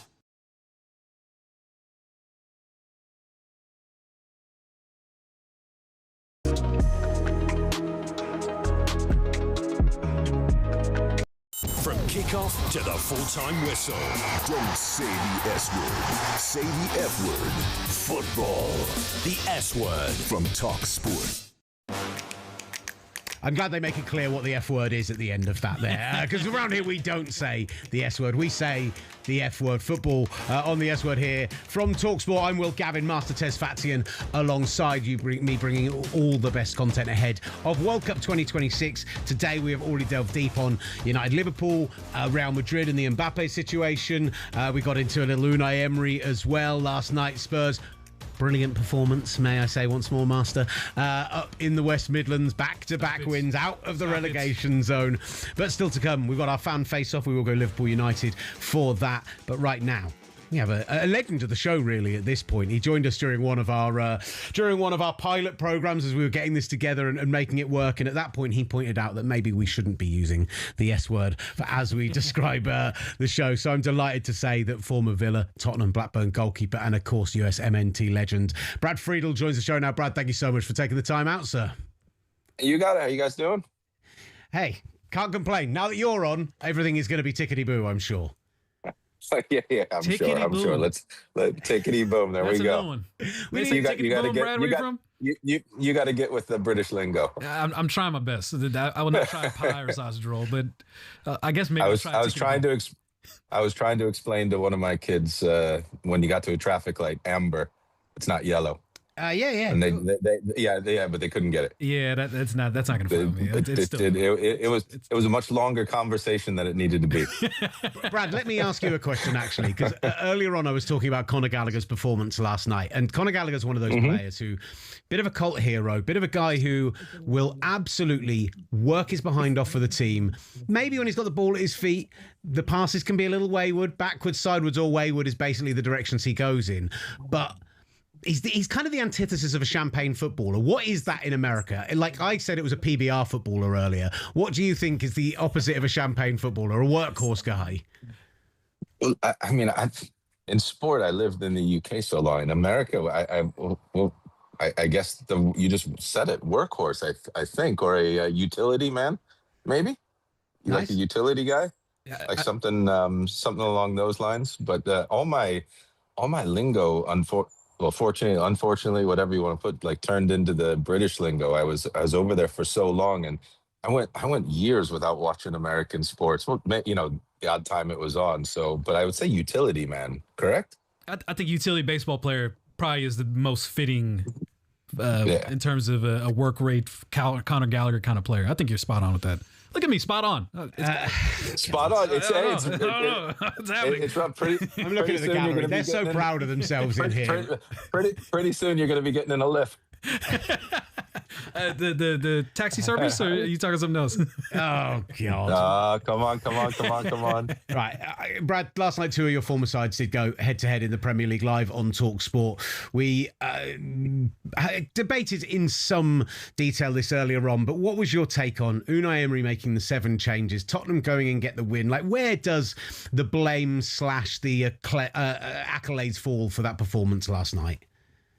Well, for me, it was like the perfect scenario. The changes meant that it allowed Tottenham to get a result to get out of the bottom three. I think Aston Villa are very solid for Champions League places, and Unai Emery has made it known just by his team selection that he's putting everything into the Europa League tie, and to try to lift a trophy. So I thought Tottenham were the better team. I don't think Tottenham is the better team with if both like full first teams were playing. In saying that, I do think they're a lot closer than what league table suggests, and I think Tottenham have had a lot of injuries as well, and just especially since the turn of year, just one disaster after another. So it's great to see them get back-to-back wins. I was surprised, not at the team selection. I was just surprised, like looking at the fixtures, that this was one of the wins that Tottenham picked up. I thought that they needed 10 points, starting with the last week against Wolves. Now they have 6, I think 4 more, and they can be safe. They're still not safe. And they still need to get some more points on the board. But what a huge psychological transformation 2 weeks has done for Tottenham. You know, it was out of their hands. Now it's in their hands. All the pressure goes back onto West Ham. And if you just look at the league table, you can even see Forest aren't out of it. I thought they were probably safe. Still think they probably are, but they're creeping back into it. And with a crazy run of results in the last 3 fixtures of the season, another team could get sucked back down into it. So just a remarkable turn of events over the last fortnight. There's another word for you. Yeah, loved it. Loved a Fortnite getting dropped. Sensational, Brad. Video game? Is that what you're talking about, Fortnite? See, I don't even know what that is. I do want to ask you, Brad, you talked about the last 2 weeks and just the change in mentality for Spurs, and it feels like a lot of that has to do with Roberto De Zerbi coming in.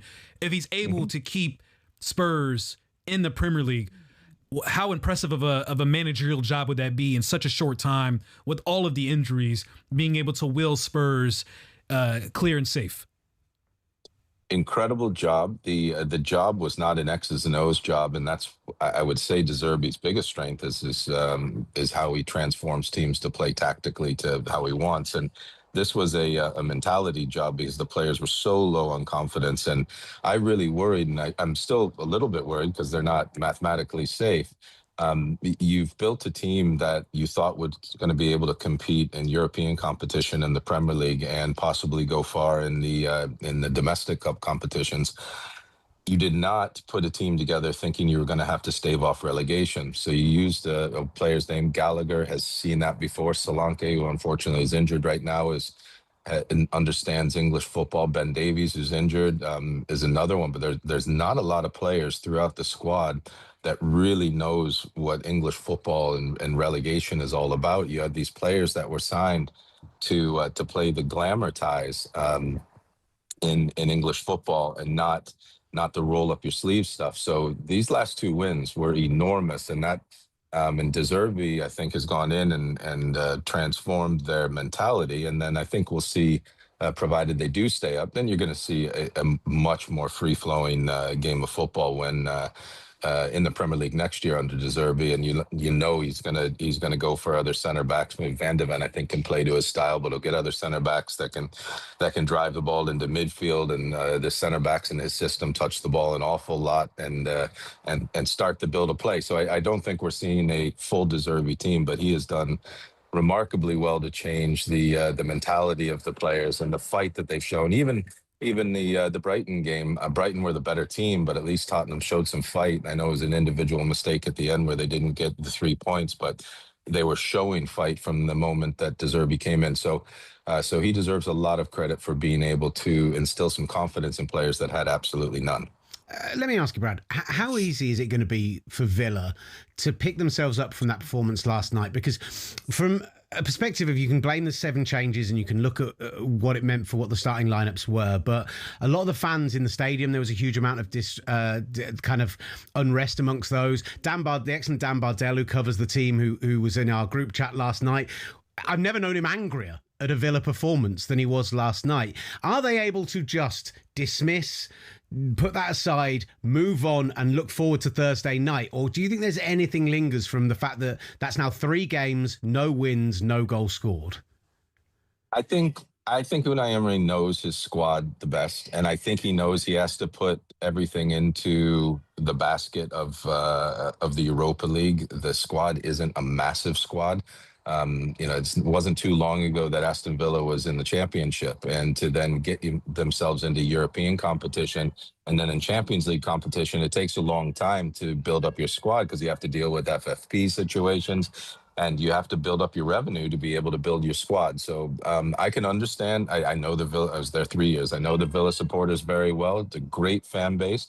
But they do put pressure on players, and that's what you need as players, and you need that as a staff. And it's just, for me, it's just normal. It's just another day. If he wins against Forest and they go through, then all will be forgiven, forgotten. They qualify for the Champions League and lift a trophy. Everyone's going to be delighted. I think there'll be some West Ham Real fans Madrid, who don't forgive them if he leaves too soon. But well, I have no affection towards West Ham, so quite frankly, that doesn't affect me at all. And as you said, if he leaves for Real Madrid, what do you make of those rumours today? Well, that would be a devastating blow for Villa because, again, I mentioned it just recently. They were in the Championship not long ago, and what Unai Emery has built is truly remarkable in a short space of time. They say it usually takes about 10 years to build up a club to something like this and only 2 years to break it down. My worry is that the next hire is an Unai Emery and it really struggles because it can quickly go falling down. So putting my Villa hat on, I really hope he doesn't move. Turning down Real Madrid would virtually be impossible if he's the guy they actually choose. It'd be a great fit for Real Madrid. I hate to say that to you. It would feel like in football, there's a couple of clubs that when they come calling as players and managers, you go. Real Madrid, unfortunately for Aston Villa, is one of those. If it happens. If it happens. But what will happen this summer is the World Cup in North America, in the United States. I'm excited. I know you are as well. What can we look forward to this summer? And in terms of the build-up here, I know there's been a lot going on. There hasn't been a lot of stuff on the pitch or the excitement on the game. We're talking to tickets, all the other geopolitical issues going on. But what do you hope comes out of this World Cup in North America and also in the United States? Well, I hope not one word of politics is mentioned from the moment that it starts. I think it should all be about sport. I think it should be about the fans coming together and supporting their team and then celebrating with one another afterwards. I think it's an incredible moment where people from all different walks of life can meet each other on and off the field. There's some truly remarkable cities these games are going to be played in, so I hope they enjoy the sights, the scenery, the restaurants, everything, the good parts, the really truly good parts about the United States that's on offer. I'm sure we're going to get a couple of upsets. I'm sure we're going to have a couple of teams that do exactly what we think they're going to do. I think whenever you have teams like Holland in your town, you have England in your town, you're going to have waves of fans and showing the United States fans how they celebrate, and the United States fans can show them how they celebrate. I think once it starts and all the rhetoric around it, some people for some reason wanting it to be bad, it almost seems. I think once it gets started, it's going to be a remarkable event.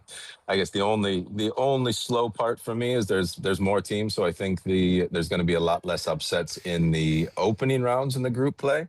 But then once the knockout rounds start, then I think we're going to see a fabulous event. Yeah, more games in the group stages than any previous World Cup has had in its entire run. So I think you're absolutely right. Those first 3 weeks are going to be a test of just how much we love the beautiful game and how much America gets into it. Just very finally, Brad, because we're going to talk more as we get up to the tournament, but where are you feeling with USMNT right now? I think there's a lot of positivity around like January, February, and then the last couple of games, maybe not a lot of positivity from the Americans sat next to me. I'm trying. Well, I want to be positive.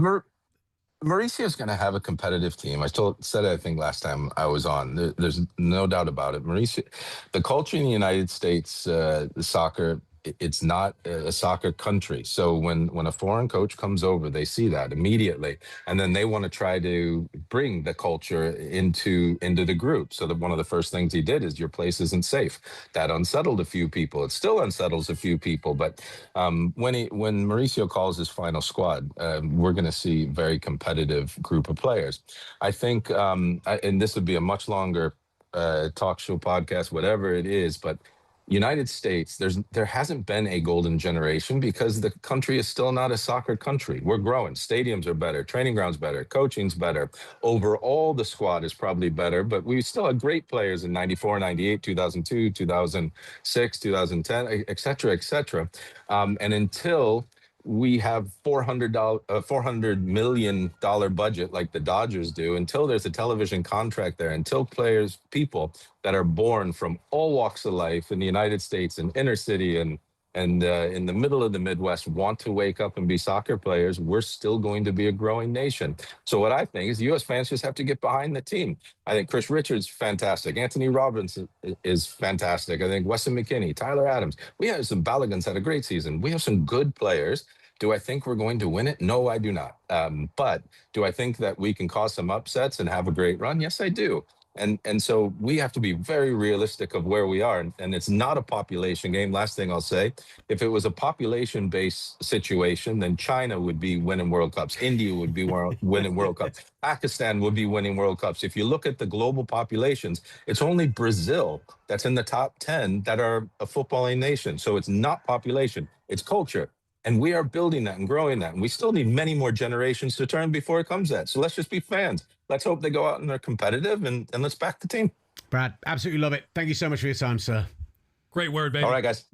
I mean, I actually had you a little bit there. I mean, of course, that's what I hoped. I mean, that's the whole hope of the show. That's the whole hope of this American generation, was the millennials, Gen X. Everyone's had their part brick by brick getting us to this point that we're at. But you just hope, and the interest I'm seeing from Gen Z in America towards this sport is very encouraging. And I think this is the hope that this can help expedite that exact process that he's talking about, because it can't be a pay-for-play system that we've had.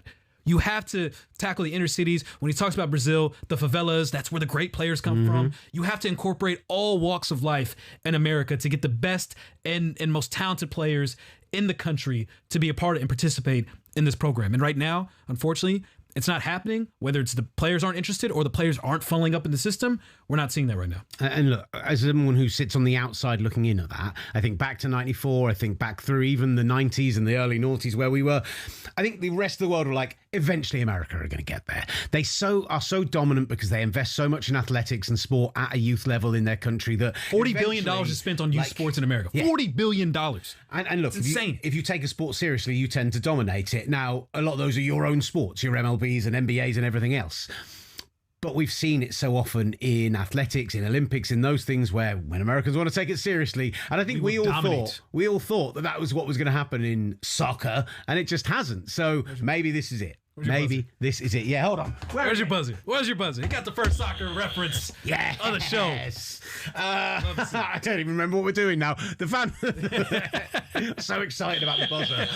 Right, we've got the fan face-off coming up here on the S Word. We're going to turn our attention back to United and Liverpool. Two managers potentially at a crossroads, two futures of two clubs who have been so dominant in this country for so very, very long.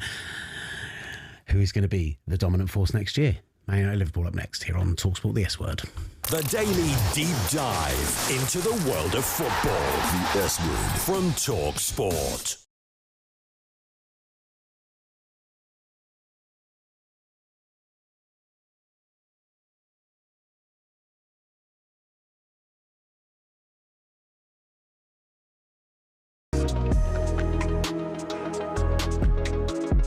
talkSPORT presents the S Word. Get your full-on football fix from across the football galaxy. The S Word from talkSPORT.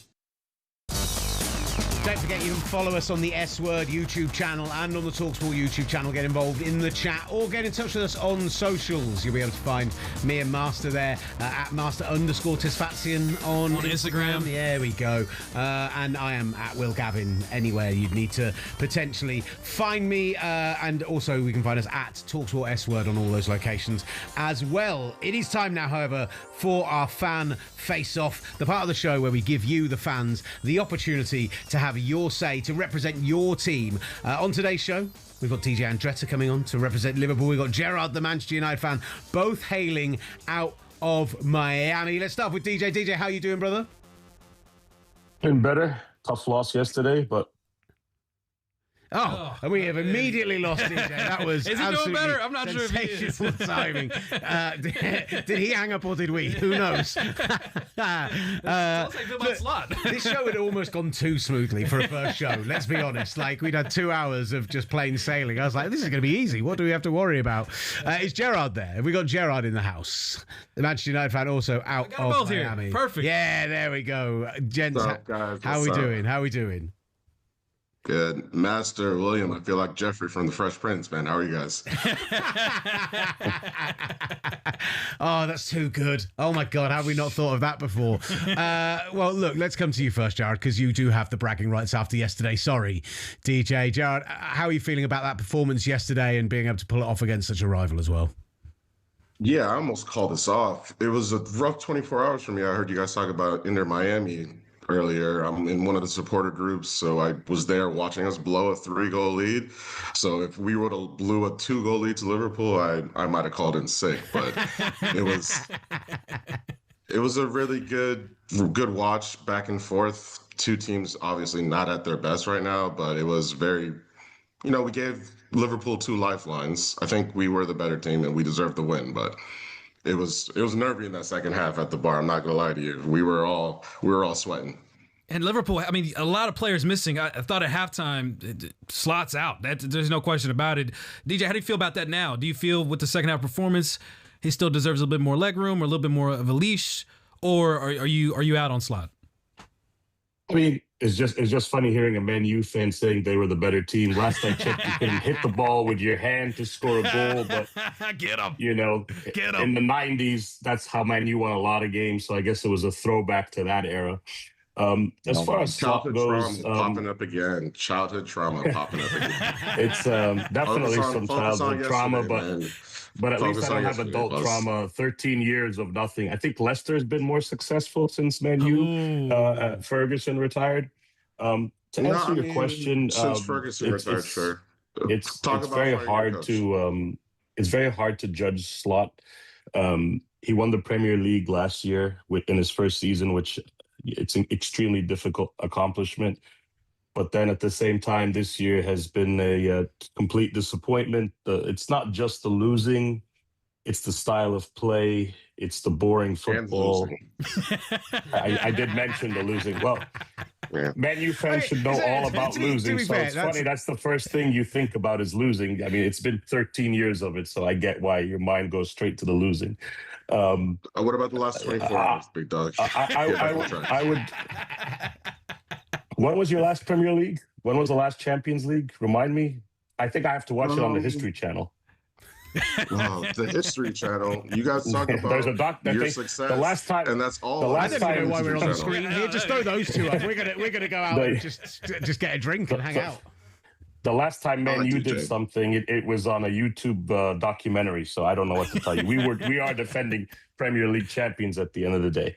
It doesn't really feel like I would give Slot some more time next season with a healthy lineup, and if he's not up to par, they could always do what Man U does almost every other year and make a mid-season change. Well, I mean, you say that. Michael Carrick, does that feel like? I mean, I'm pretty Carrick in. I'm not a United fan by any stretch of the imagination, but I think what he has managed to achieve, considering it's not his squad in any way, shape or form, considering they have beaten Arsenal, Chelsea, City, Liverpool, all in this stretch since he's taken over. Like, you've got to be feeling pretty good about the future with him there. Man, we are all Carrick in, man. I don't know what else you need to do. This is the best job interview of all time. Yeah, it'd be nice to see him have a summer, spend 500 million, see what he can come up with. Yeah, it's his job to lose. There's no viable alternative that excites us. We're not gonna get Luis Enrique. I know we're not gonna turn the eyes of Xabi Alonso. We're not gonna turn the eyes of Xabi Alonso. He'll be Liverpool's manager either by the summer when you guys fire him in December. So yeah, we're Carrick and we like what we've seen so far. As Liverpool fans, we're also Carrican, ex-manager that gets the job, gets a few results, and then, we've seen this movie before with a certain Ole. So we're loving watching the sequel, Ole 2.0. So we're very excited for Man U's 8th place finish next year again. I'm 8th place. I've got to say, I'm a huge fan of the idea, DJ, that you're coming in and saying that Gerrard understands about losing because of this last period of time. Whereas everything you're describing was your football club for a majority of my life. That's correct. I mean, you see the badge. That's why the badge on the shoulder is gold. That's why we've got a pilot on now, because the roles have been finally reversed after decades of losing, and now Man U are in that boat. I mean, we're not closing cafeterias here and firing staff at Anfield and then pretending to be. You don't have. We're not asking. That's why we're not asking. We're not asking Man City to borrow their plane to get to the Ballon d'Or ceremony. We're not pretending to be Burnley over here.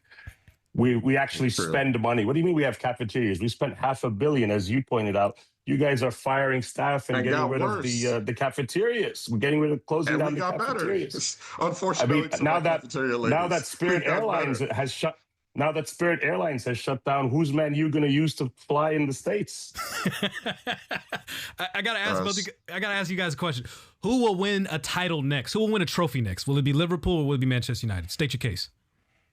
I mean, if you count some exhibition tour in the summer, maybe Man U, but anything of value, 100% will be Liverpool. It's not even a question. Man U haven't done anything since Ferguson retired. I mean, this is like asking, is Burnley going to get relegated before Man City? It's an obvious answer. Of course not. It's not going to be the Man U.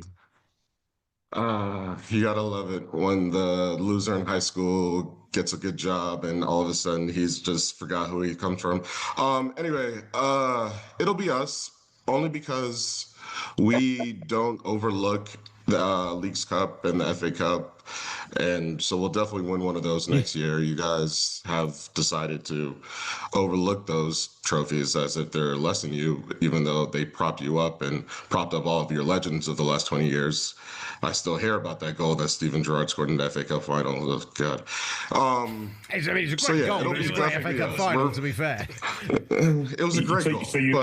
So let me get this right. You just said that we just diminished the trophy, but then you diminished the final goal. So there's a bit of a contradiction there. You have diminished the trophy in the last 5 years. That's what I'm talking about. And we won it. We beat City in the final. You should try it. We beat Chelsea in a final. That's on penalties. That's not City. On penalties. There you go. Real quick. Chelsea's done better than you have. They're defending Club World Cup. Real quick, guys. I love how Man U fans can carry on when we're finished on there, guys. That's fine. Don't bring that up to me. Don't bring up the Trump trophy to me. Real quick, guys. I can't bring up any Man U trophy. You guys don't win anything. Hey, 10 seconds, real quick. Shout out your supporters club, real quick. And when people are in Miami, where can they watch Manchester United and Liverpool? 10 seconds. You can come watch Liverpool at Mickey Burke's on Miami Beach in the heart of the city. Go ahead, Gerrard. Nice talking with you. I love you, DJ. We are the bright side every week, right there on Coral Way. Come to us. We're the best bar in the city, man. I love all of that. Gents, that was excellent. Can't say any more. Beautiful stuff. Wonderful the fan face-off for the first time on the S word, and I never even had to use one of those. Look at that. Proper fans. Oh, God, there we go again. Me using British words. Let's just wrap up on the show with a few, in case you missed it, that we were supposed to do earlier on. Let's talk Inter Milan, securing a 21st Scudetto, a convincing 2-0 win over Parma. Look, I think more than anyone else, they seem to just encompass what Italian football has been this past year, which is domestically, they can be very exciting, but you see what they did in the Champions League. You see how much they struggled, and it still feels like this is... I'm not taking away from what has been a brilliant campaign, but you do feel like these Italian giants, these sleeping Italian giants, need to start making an impact on the world stage soon. I don't know how that changes, because it comes down to finances. And losing to Bodo Glimt in the Champions League, as impressive of accomplishment it always is to win Scudetto, I don't know who was the best challenger for them. The Juventus hasn't been the same. Milan's going through a terrible run right now. Como tried. Napoli dealt with a bunch of injuries. Inter was the most consistent team, well deserving of this. But we need more from Italian football, both domestically but also on the international stage. We're just not getting enough from them. But congratulations to Inter. And I mean, we didn't forget about them because I mentioned how Mbappe showed them more love than he did Real Madrid. So we mentioned it. The second time we mentioned it. You're not wrong. Did you see the Sheffield Wednesday countdown video? I did. Let's flash it up. Let's see it on the screen, because if people haven't seen this, just...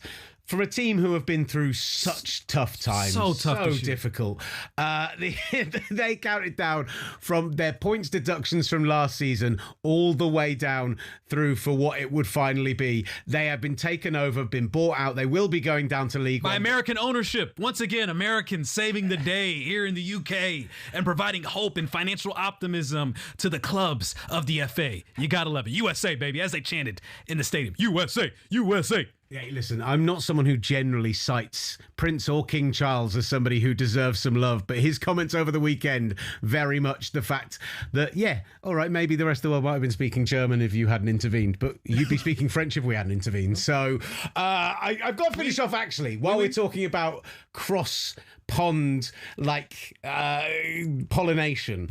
A phrase that you used in our WhatsApp group this week. Which one? I desperately need to Can we understand. say it on air or no? We can say it on air, but I would suggest that there are some people on the main station who would maybe feel a little bit weird about saying this on air, because it sounds more like something that I have to do with my toddler twins than something that happens in the Premier League. What on earth is wiper cleany when it's at home? I don't even think that's American. I think that's just internet jargon, FPL. I'm a huge fantasy Premier League guy. I'm in the top 50,000 right now. I think I'm 48,000 in the world. And is that good? I don't know. There's 13 million, 14 million players. Oh, it's good then. Well done. Not bad.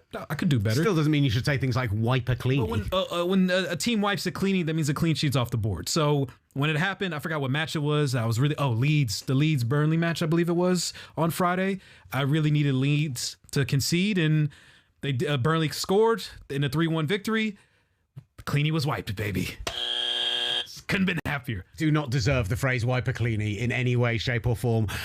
For our poor English ears. So thank you so much to everyone who has watched our first ever edition of the S Word live on the S Word YouTube channel and on talkSPORT's YouTube as well. We will be delivering this show for American soccer and football fans every day, Monday to Friday, in the build-up to the World Cup. And then during the World Cup, we are going 7 days a week, baby. 8 a.m. Eastern, 5 a.m. Pacific. You'll be able to catch the replays on the talkSPORT S Word YouTube channels, plus plenty of clips from today's guests. Thank you to Ramon Calderon, to Brad Friedel, to Mike Ryan Ruiz, and to our brilliant fan face-off guys from today. They were sensational. And to the guys on the other side of the gallery. We won't do this every show, but to Sam, Lucy and Gabs in particular. Shout out to the crew. And Engineer Ed as well, who deserves some love as well, to make this thing get off the ground. And off the ground it is, because we're going to be here every day, baby. So be back with us tomorrow from 8 a.m. Eastern. Get in touch with us on social media in the meantime. You've been watching The S Word. Around here, we only use the F word. talkSPORT presents The S Word.